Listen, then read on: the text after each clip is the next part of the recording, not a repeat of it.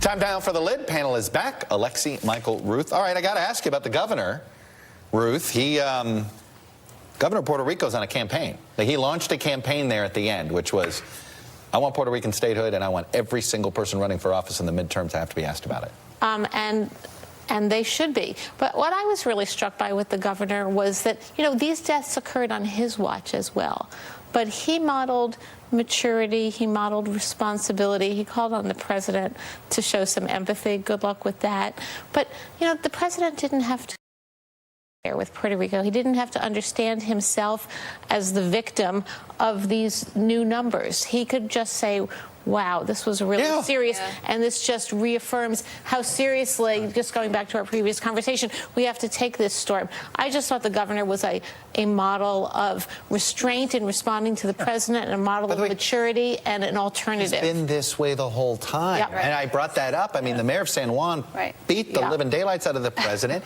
And again, I understand her passion, too. I'm not criticizing her. But it doesn't help. Right, and that was the governor's decision. He went out of his way to praise the president. He's being mature strategically.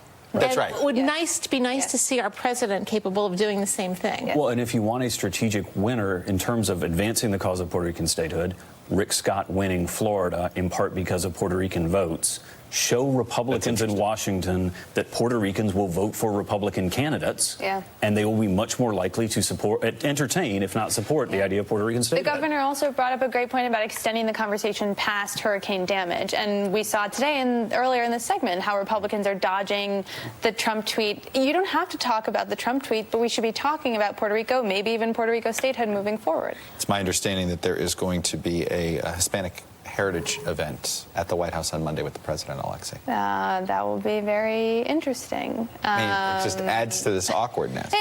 Awkwardness is a good way to put it. I think what I'm always looking for, but consistently disappointed by, is whether or not the president cares about people who don't look like him and communities that he may not understand. I don't understand every community because I'm not in every community, but having a willingness to have those conversations and to understand people's problems instead of making it about yourself and those who look like you is something we have not seen exhibited from the president. And the governor said it right. He said the president's statements lack empathy, and the president seems to always equate empathy with weakness and be unwilling to do that. Well, and you bring up a very difficult and important point, which is, asked Chuck, if Puerto Rico had an electoral vote, would the answer have been different? If Puerto Rico wasn't an island, would it have been different? But also, we have to say, if the president understood, if others understood Puerto Ricans to be Americans, and if they looked more like their model, typical American, would the response have been different and have been taken more seriously and been more sustained? And I just think that's something we have to all ask. Before we go,